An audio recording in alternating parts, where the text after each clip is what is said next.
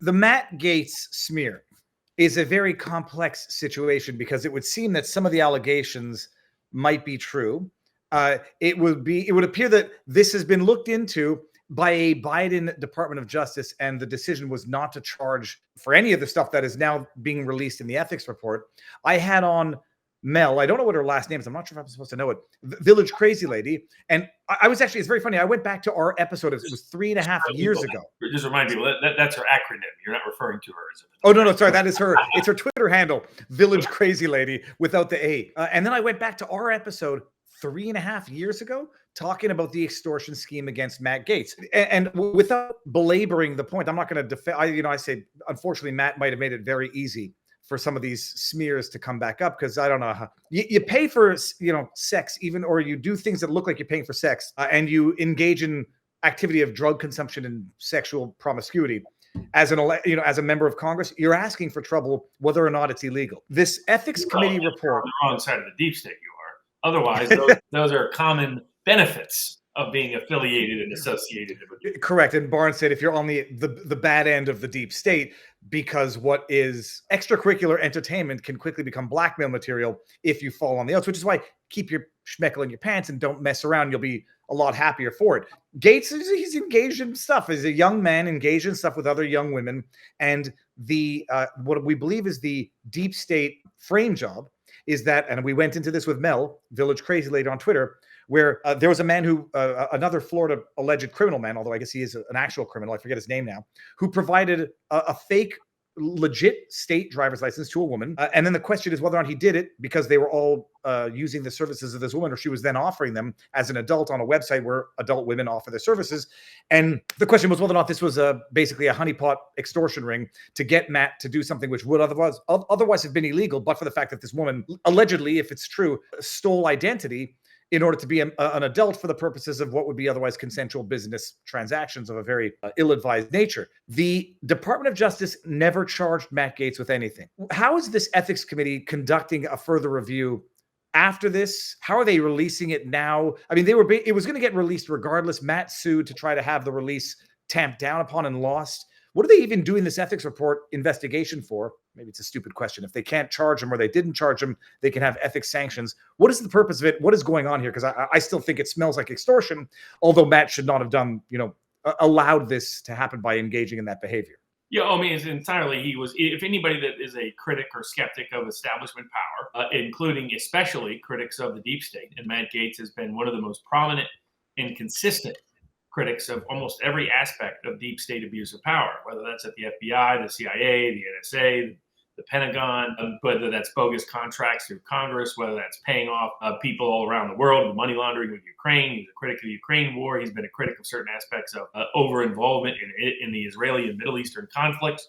He's been one of the deep state's most principled and prominent critics. On top of that, it's not a coincidence that this investigation, so-called investigation, commenced after he got Kevin McCarthy removed as the Speaker of the House. And it was McCarthy's pals that it was personal payback to basically abuse. I mean, here's the thing. Under the guise that they are monitoring their own members, they assert legislative power that becomes executive power and judicial power, right? I mean, here you have a situation where Gaetz hasn't had a meaningful chance to respond. He wasn't allowed to have meaningful participation in the process. It wasn't a transparent process. It wasn't an unbiased or unprejudiced committee. And they're weaponizing their control over the House to target dissidents because basically 85-90% of the members of the House, you could find much more damning material concerning. And in fact, many of them, there are all these secret settlements involving members of the House harassing their own employees. And none of this has gone public. And so why is it they're publicized? So one, it's an abuse of the power to begin with. The pretext for the power is that they're controlling their own legislative members, allows them to have executive and adjudicatory power. I've always had problems with that. It's the reason why I don't like the entire licensing structure of attorneys, that it's the judicial branch usurping power that belongs in the legislative branch in terms of the rules that should regulate and govern a profession or occupation and permitting and licensing in general. And then secondly, the role of the executive branch is to enforce those laws, not the judicial branch. And what does it allow the judges to do? It allows them to target dissidents and outsiders.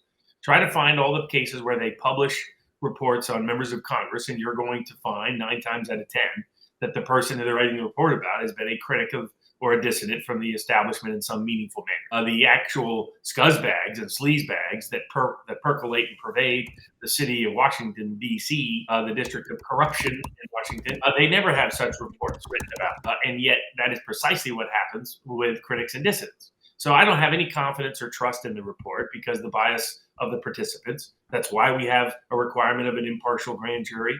That's why we have a requirement of an impartial trial jury.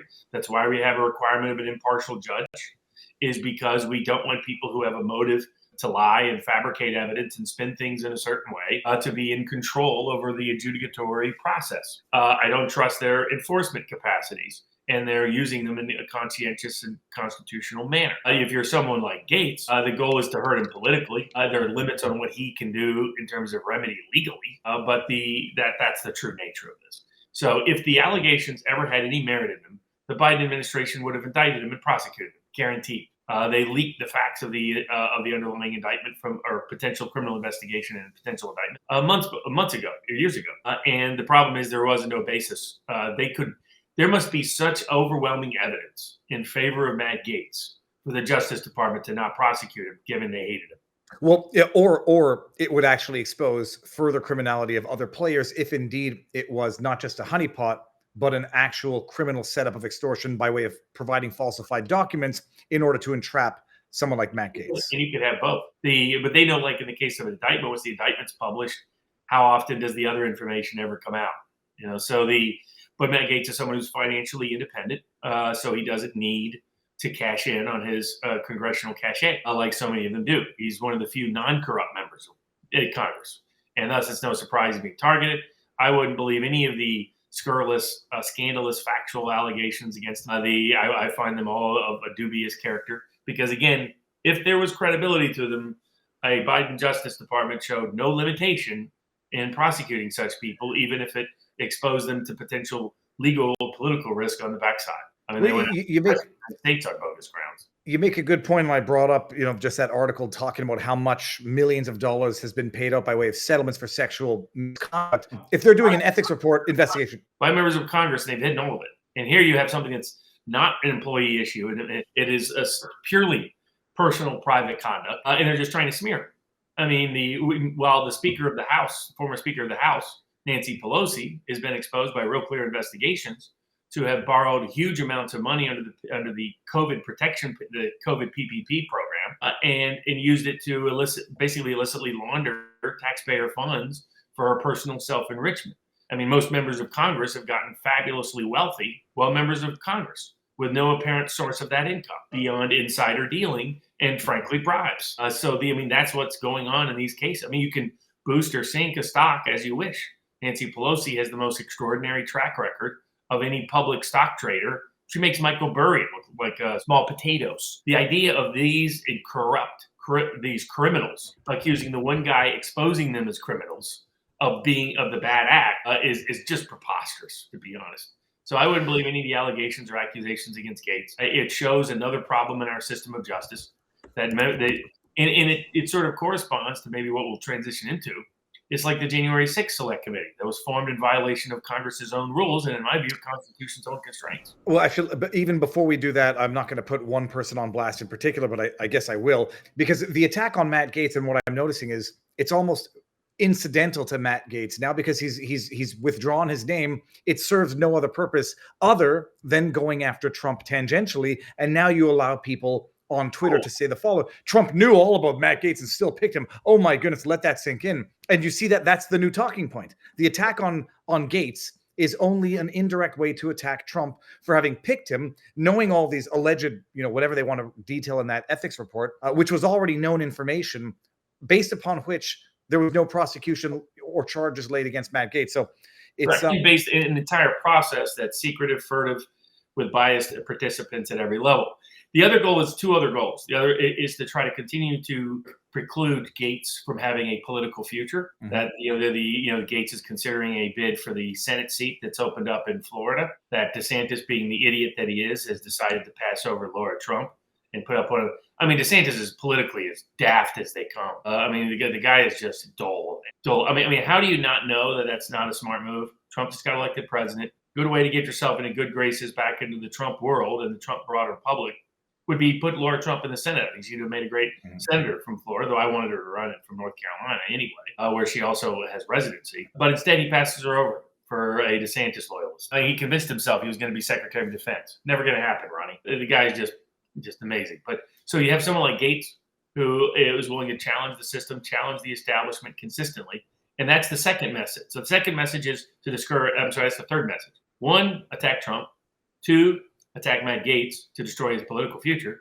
And 3rd, discourage anyone else from doing it. Hey, look what happened to Madison Cawthorn, who started talking about them running extortion and blackmail and bribery rings through orgies and wild parties in D.C. What happened? It was Republicans in North Carolina, in that North Carolina hierarchy, the same group, by the way, that took out the governor, right, on personal conduct. They know there's enough Republicans that will buy hook, line, and sinker any personal accusation or allegation against somebody, that it will be enough to sink them when it should be frivolous. The Trump was able to overcome all that nonsense because he built deep loyalty before those accusations and allegations came. But it's similar to what happened to Trump, but it's to send a message to everybody else. Hey, if you come in here, as Chuck Schumer said, if Trump keeps challenging the intelligence community, they have 6 ways to Sunday to come back. He publicly stated that on national television. This is the same message that they're trying to send. If you try to question the CIA, if you question the NSA, if you question the Director of National Intelligence, if you question U.S. trade hierarchical policy, even if you question anything, it's not a coincidence. Matt Gaetz, one of the first and foremost supporters of Julian Assange, one of the first and foremost supporters of Edward Snowden, one of the biggest antitrust advocates that is out there. If you look at an institution of influence that has been corrupted, Matt Gaetz has been a critic of it over the last half decade.